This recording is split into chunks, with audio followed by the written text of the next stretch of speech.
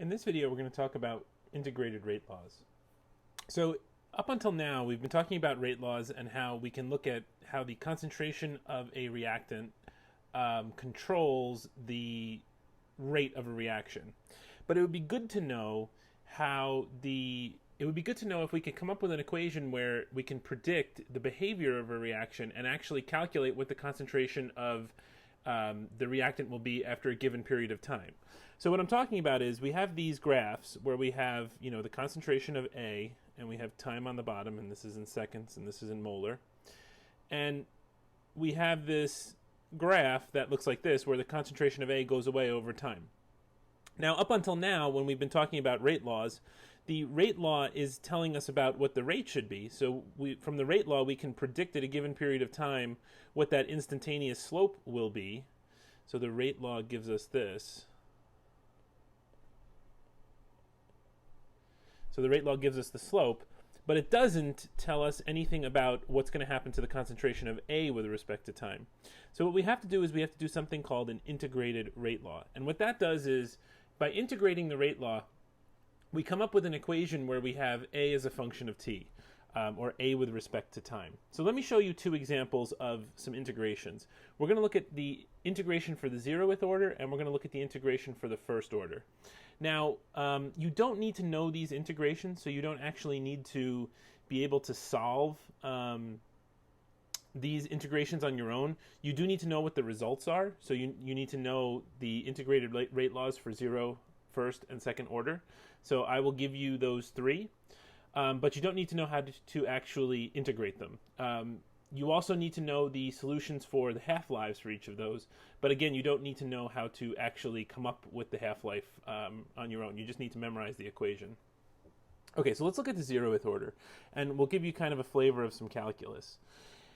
So if you remember for zeroth, and let's say that our reaction is something simple like A goes to B. So up here I'm just going to write A goes to B. So when we have a zeroth order, we have rate is equal to K times the concentration of A to the zero. Remember, so the zeroth order, the M is going to be a 0, and that's going to give us basically a 1. So that goes away to a 1. And so what we have is we have rate is equal to K, or a constant. And then in this case, we have to remember what our rate is. So the rate is the change in the concentration with respect to the change in time. And we have to put a minus sign there because the minus sign is to indicate that the reactants are going away. So we get dA over dt is equal to K. So to integrate, we have to move everything over to the right for the dt. So we're going to say that dA is equal to K times, minus K times dt. So I just basically move the dt over, and I move the minus sign over. And that's just going to clean things up for when we integrate. So when we integrate this, we're going to integrate from A at time 0, or in the initial A, to A at time t. So we're basically integrating over a period of time t for the A's. And the same thing goes for the dt. We're going to integrate from t is equal to 0 to t at time t. And so basically what we're doing now is we're figuring out what is the difference in concentration from the initial concentration, A0, to the concentration at time t, which is what we want. And then on the other side, we have to do the same thing. We have to figure out what's the difference in t, so t0 to t. So the solution to this, for those of you who don't know calculus, is on the A side, we're going to get A minus A0. So A at time t minus A0, or the initial time. That's the solution to that integral. And on the other side, we're going to get minus K times t minus 0 seconds. So that's this is basically the time minus the initial time, which is 0 seconds, and that's 0. So when you distribute, this is going to give us minus kt. And then when you have the minus k times the negative 0, that's just a 0. So we get the concentration of A at time t minus the concentration of A0 is equal to minus kt. And so if we clean this up and we get A at time t by itself, which is what we want, that's basically the A at any given time. This is going to equal minus kt plus A0. And so what this tells us is we can now calculate the concentration of A at any given time, which is A at time t, where we plug the time in for t, we plug the k in, which is the rate constant, and we plug the initial concentration in for A0. And if we know those three things, we can calculate the concentration at any time along the curve. So this is the solution for the 0th order. And that allows us to calculate the concentration at any given time. So let's look at first order now. So for first order, we have a slightly different rate equation. We have rate is equal to k times the concentration of A, and this is to the first power. So the A is actually in this rate equation. So you'll notice that difference. In the 0th order, the A doesn't appear in the rate equation. It's just rate is equal to k. So the rate for a 0th order is a constant. For first order, however, the concentration of A actually affects the rate.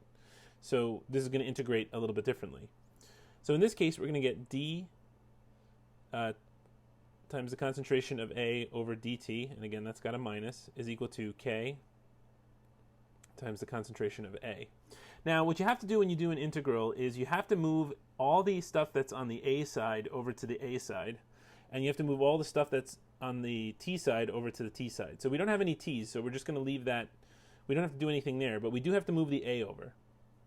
So what we're going to do is we're going to move the A over, so we're going to get 1 over A dA. So I just basically move the A over to the A side, is going to equal minus KT on the right side. So I move the minus sign over, and I'm sorry, that's a dt. So we just got to fix that. So we get minus k dt. So I move the dt over to the right, I move the 1 over A to the left. And then when we integrate this,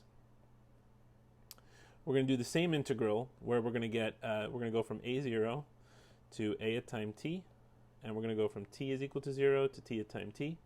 And so the right-hand solution is going to be the same thing. We're going to get minus k t, and that's the same exact solution as we got on the left.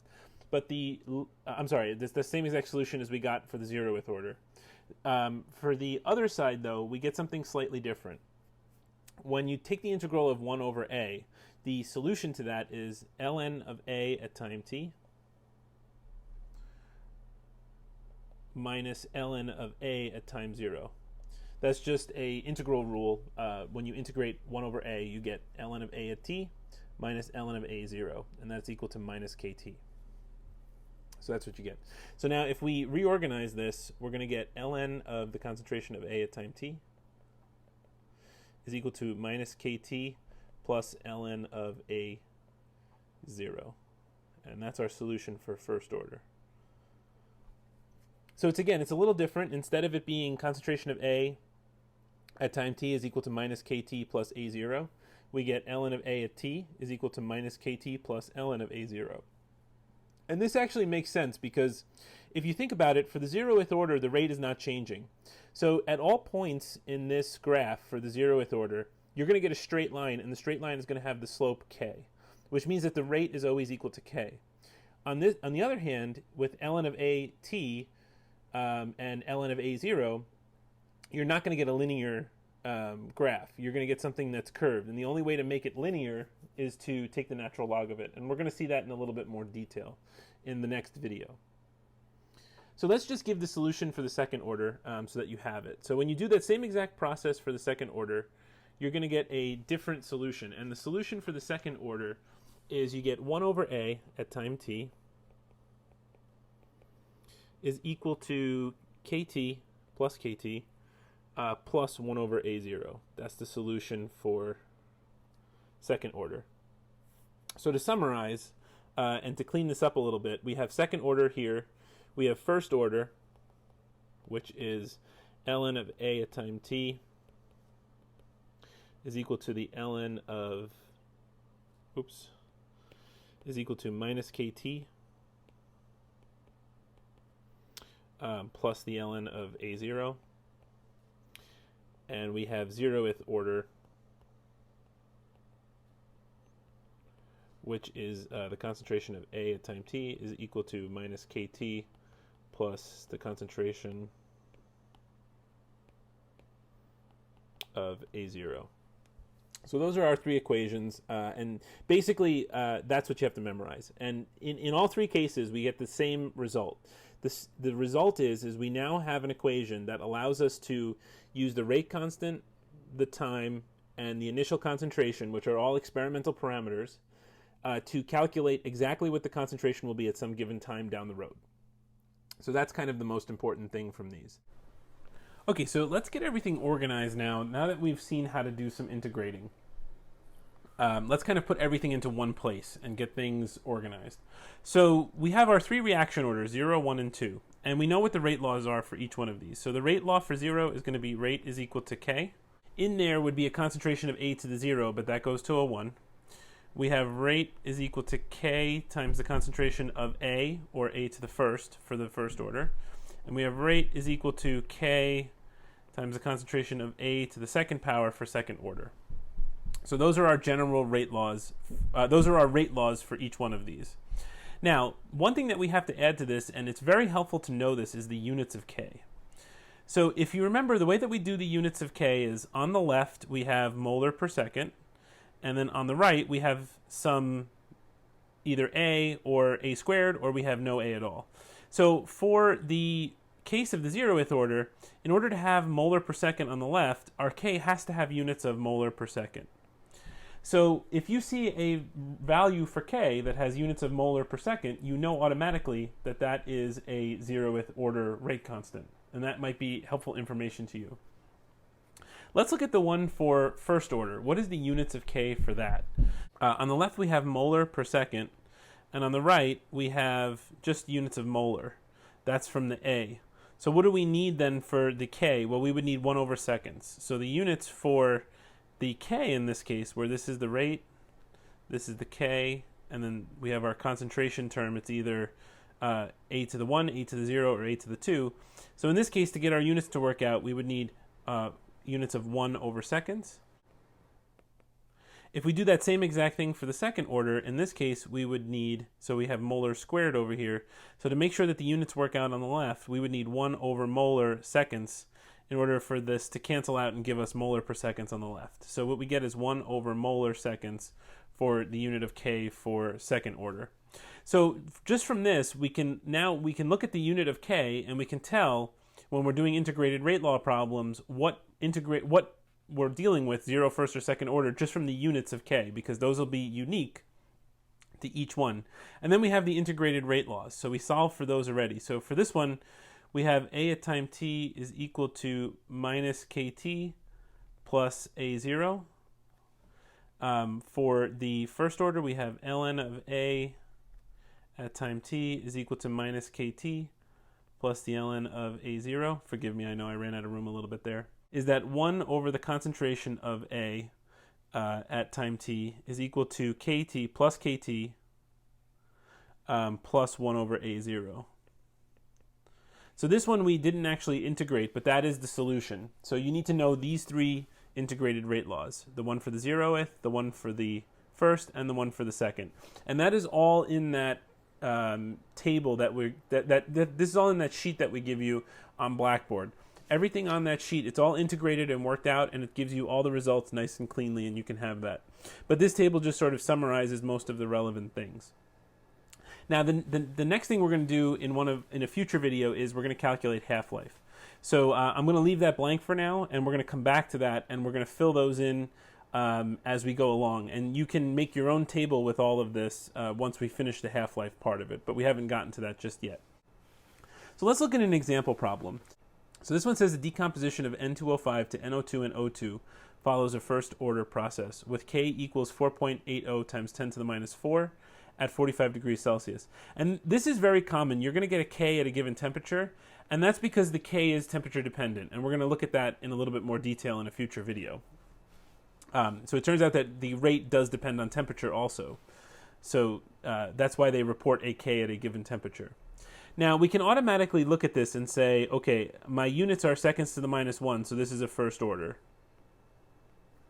And this also happens to say first order, but if it didn't say first order, you could get it right from the units. So we talked about that in the table, that the units for first order are 1 over seconds. So it says if the initial concentration of N2O5 is 1.65 times 10 to the minus 2, calculate the concentration of NO2 after 6.00 times 10 to the 2 seconds. So here's the main tell. You're given three important things. You're given a K, you're given a concentration, which is the concentration at A0, and you're asked for a concentration after a given amount of time t. So that when you get those three things, you get a K, an initial concentration, and a concentration at time t. Or conversely, what you might get is you might get a K, a time, and a time at time t, and then they ask you for A0. So you're going to get either AT or A0, and you'll be asked to calculate the other one. And that's how you know that you have an integrated rate law problem. So let's look at how to solve this one, because it's actually really interesting. So for this one, what's interesting about it is it's asking us for the concentration of NO2, which is a product. And that's a little bit of a problem, because all of the integrated rate laws are based on the reactants. So when we talk about the concentration of A in all of those integrated rate laws, we're talking about the concentration of a reactant. So when we set up our integrated rate law in this case, we're going to be calculating and working with N2O5 only, which is why they give us the A0 of N2O5 at 1.65 times 10 to the minus 2. So we're going to have to do some stoichiometry to get us from N2O5 over to NO2. So that's something that you can do. Once you get the N2O5, you can use stoichiometry to get you back to NO2. So we'll look at that at the end of the problem.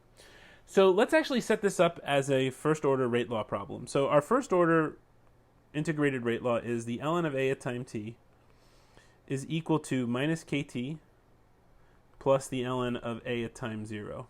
So let's start to fill that out. So what we're looking for is we're looking for the concentration at some given time, because it says after 6.00 times 10 to the 2 seconds. So let's plug in what we don't have. So we want to solve for the ln of A at t. So this is going to equal minus k, which is 4.80 times 10 to the minus 4 seconds to the minus 1. And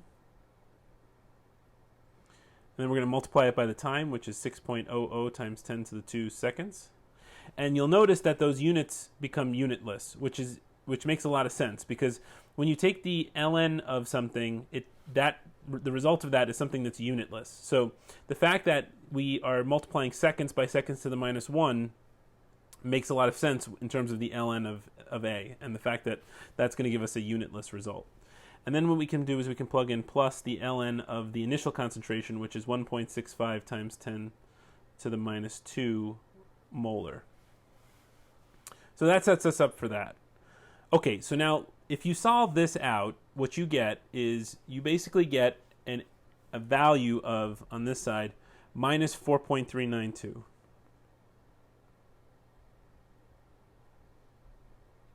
And that's going to equal the ln of A at time t. So now the next question is well, how do you solve this so that you can get an actual value for A at time t, right? We can't leave it in ln. We got to get rid of the ln. So if you remember back to your log rules, to get rid of an ln, we have to take e to both sides. So what you're going to plug into your calculator is you're going to take the little e button, and there should be a button on your calculator that has e raised to a power. So in the power, you're going to type in minus 4.392 of e. And what you're going to get from that is you're going to get 0.01237 molar. And you have to remember that in this case, the concentration of A is not just A. We have to remember what this is. So you can fill this in explicitly if you want, or you can just leave it as A. But at this point, I'm going to be a little bit more careful because I want to make sure that we're all on the same page. So the A in this case, again, A is our reactant, which is N2O5. So we calculated now, at a given amount of time, we've calculated how much of our reactant is left at that time. So if you want to look at the graph, what we basically did was we basically calculated, we started here on our graph, and that was 1.65 times 10 to the minus 2 molar. That's where we started. And after 600 seconds, so at some point down the road down here, we did our calculation, and what we got was we found that this is 1.23 times 10 to the minus 2 molar after that amount of time. So that's what we did in this calculation. We figured out where along the graph we are at 600 seconds in terms of concentration. But now the question asks us for something a little bit more complicated. It says, what is the concentration of NO2? So what we have to do is we have to figure out, well, how much of this N2O5 actually reacted? So what we have here is basically this is how much is left over at the end. So what we need to do is we need to figure out what is the difference between these 2 points. Because what's the difference between these two is how much reacted. Right, so how much we used up is going to be the difference between the 1.65, which is where we started, and the 1.23, which is where we end up. So if we do that, let's do that calculation over here. So if we want to figure out the N2O5 consumed, what we do is we take 1.65 times 10 to the minus 2 molar. We subtract what's left over, 1.24 times 10 to the minus 2 molar. And this gives us a value of 0.00413 molar of N2O5 consumed. So that's how much we actually used up going from the initial to the concentration at A at time t. So the difference there is how much we used up. And now we can do some stoichiometry to figure out what our concentration of NO2 should be. So the amount of NO2 we make is going to be related to how much N2O5 we consumed. So if we take 0.00413 molar, which is basically moles per liter, and we want to figure out the NO2, we can say for every 1 mole of N2O5, there are 2 moles of NO2 that will be made.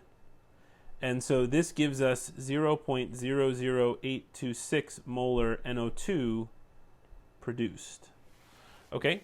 So this is the easy part, is the first order integration, is the first order rate law and plugging everything in. That's the easy part. The harder part is in some of these experiments, it's going to be recognizing what the problem is asking you for. Now, it's very possible that this problem could have just asked you for how much N2O5 is left over after time t. That would have been the simple question. That would have been the easy one, where you just plug it in, you get a number, and then that's it. But what I wanted to show you in this one was how you can go about thinking about these in a little bit more complexity, where not only are we thinking about the reactants, which would be, in this case, the N2O5, but also how we can use this to work out some information about the products. And as I showed on that graph up there in the top right, you can kind of use these graphical depictions to figure out what's going on with that. So let's take a look at the last part of the problem, which is to calculate the time required to decrease the concentration of N2O5 to 10% of its initial value. Now, there's 2 ways you can do this. The first is to just, basically plug the things into the equation. So the hard part here is that you don't have an actual starting value for the concentration. It just gives you a 10%, and you don't know where to start. So what you can do is, and for first order, this actually is something you can do for first order, but you can't do it for second order, and you can't do it for 0th order. And the reason for that is because if we reorganize the equation a little bit, it works out to something kind of interesting. So for example, if you take ln of A at time t is equal to minus kt plus the ln of A0, and you reorganize this a little bit to get the ln, both of the ln's on the same side. So if we do minus ln of A0, and we do minus ln of A0, we get ln of A at time t minus the ln of A0 is equal to minus kt. Now, if you remember from your log rules, when you subtract a natural log, that winds up being that the log rule says that when you do a subtraction, you can turn that into a division. So another way to cast this is we can say that ln of A at time t over A0 is equal to minus kt. And this is just because of the log rules. So what's interesting about this is that now we have a new equation, and it's much, much easier to see how we can go about solving this problem when we have the equation cast this way.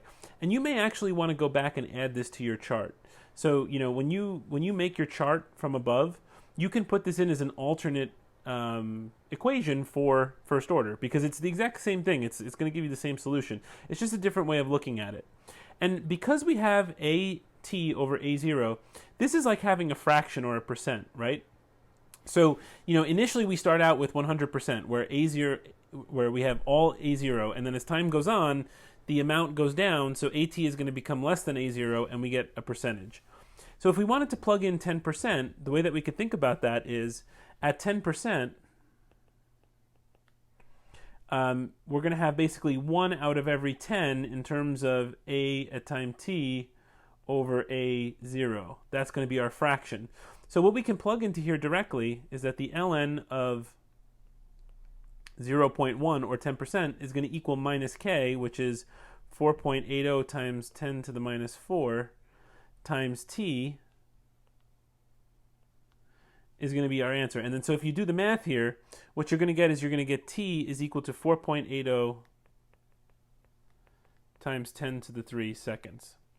So this is just another way of casting this equation, and this helps when you get questions like 10% or 25%. How long would it take to get to 25% of your initial concentration, or to 10% of your initial concentration? So for first order, this is something that's unique and something that you can do without necessarily knowing what the initial concentration was, because when you reorganize it, you get ln of a at time t over a0 as a fraction. So this completes our look at the integrated rate laws and how to use